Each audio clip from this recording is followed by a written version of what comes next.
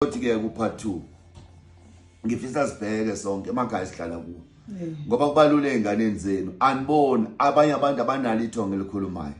waba nenhlanhla kuba ilungisele ithonga lakhe ngufakazi walokho ukhuluma nje umfowabo ngoba ithonga lakhe lalilungile abanye abakhuluma abafiki abanye ubona usufohla kungena phansi kwetrack abanye uzibona usuwele wena abanye ubona uwelwe abanye ubona ushele endlini abanye uzibona kuphela imali abanye uzibona usugula ushawa stroke of bethu abantu uthakathiwe kanti usebenzisa into yomuntu eyayigugu kuye kunezinto ezazingamagugu kubantu behamba emhlabeni kanti bahamba vele inhliziyo zabantu zithi hey maye ngahamba lo ngizoyitika ngento zakhe ngingakhuluma kube kuningi okunye fanele ngikugodla ngoba abantu abalalela la abaphenduli ukukholwa angijabona baphendula ukuba namadimoni nje nokuba nenhliziyo ezingalungile bengingacebisa mina ngento engayibuka ngamehlo kumuntu ophilayo uhambe umuntu othize kwalula nje ukuthi kube ukuthi kwafa yonke into kwaphela yonke into ngoshayisa imoto kwahla ngeke ngikhulume ngakho ke kodwa ngiyakukho ukuthi uma lesitsha lesi sasidlela ubaba wasekhaya uyangizwa ebese ehamba emhlabeni asophinde sidlela omunye umuntu uma le trail lena yayilethela ubaba la ekhaya ebese wena mama ubonakala usuthi kuvakasha umuntu usumamsela ngale trail usuyidalile inkinga uma lapha nakuhlala mina kuleya sofa mhla uNkulunkulu esengikhumbulile kubonakala sekuhlela omunye umuntu usuyidalile inkinga angazi umuza kahle nawe ezintweni zakho uma ngathiwa mina wena ukhona ngiyagana mhlawumbe uNkulunkulu sekukhumbulile emva ko 200 years osazophila ngithi yabona ebese mina ngibonakala embhedeni wakho sengena omunye umama uyobuya kanjani uyojabula ngeke ujabule yemfundisi efanele bese siyayifundisa kodwa kuneyindawo esithi masikhuluma ngalezi imfundiso bese kuthiwa siyaviolate zivalwa abantu abakwenzayo lokho kanti ngabe bayabuza kulungiswa kanjani umuntu oyedwa ayivala inkulumo esithakaselwa abantu about 100,000 ebeyingakha umhlaba ngithi yabona umuntu mayebuya entweni yakhe angithi yabona nali ikamera lakho la mawungakhonjulwa Mosu uhambile wena ngelinye ilanga kuthothi mina uNkulunkulu uyangigcina ngenza umzekelo njalo ngiyafundisa bese kubalula mina ukuthi ngifake umunye umama kuleli kamera mawubuya wenza ongena ulale kulephi ikamera sekufanele mohambile ubuye ngaphandle iyahlonishwa into yomuntu ongasekho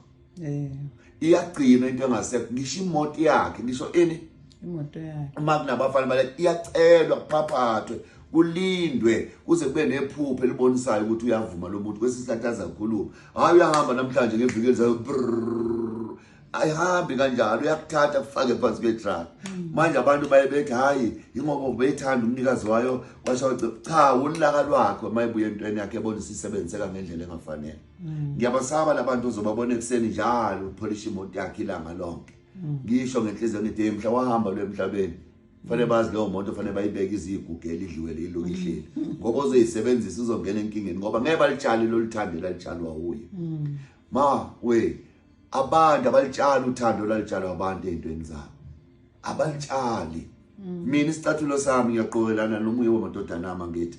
ngiyayibona mangithenga iteki ubone sethi ngithi indaba libuka manje leteka hey baba angithi manje abantu umqondo ukuphi usekutheni mangenzeka mhlambe ngelinye ilanga hayi ukuthi ngife kodwa nje athi hey maye ngakalikhahlelele ngapha ngakimi ubaba uma kungenzeka ngikhumbula uNkulunkulu ngelinye ilanga sekufanele nje ngoba yena usize walo sekulula nje ukuthi ugqoke isicathulo sika baba cha ayikwazi ngani uzogqoka isicathulo sami ayikwazi ngani uzogqoka isicathulo sami ngabane kuthiwa kunomfowethu angithi yabona osize wami mhla kuhlanjulula impahla zami ozonikwa hayi ngani amqhamisi ngene esicathulweni sami isigqoka isicathulo sami hayi ngani amqhamisi igqoka isuit yami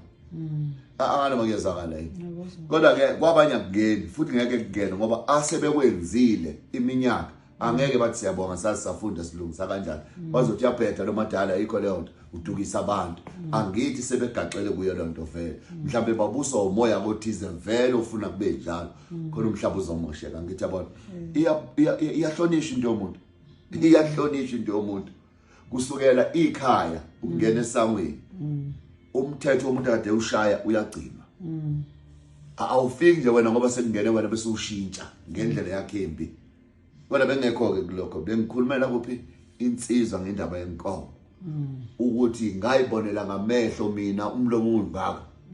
iso lekwacishe laphuma kwakunje kubovu phakathi yakho ngithi mina ushawo umoya wathi baba kusomoya umfowethu bengishami sake sathi sidla inyama wayixoxele ngabona esekhale selinyembezi wathi ngikhulile namhlanje bengalinaki ithonga wathi baba ngicela ungifundise ukuthi linakwa kanjani wathi umfowethu ungigilela isimanga uthe mayiseqedwe wathi ngiyobatshela obaba ukuthi yazenzela nje ngemfuyo lapha ekhaya wena ngagcina lapho ukuthola something good noma seniyothenga akacaba ngathi ngisazobuza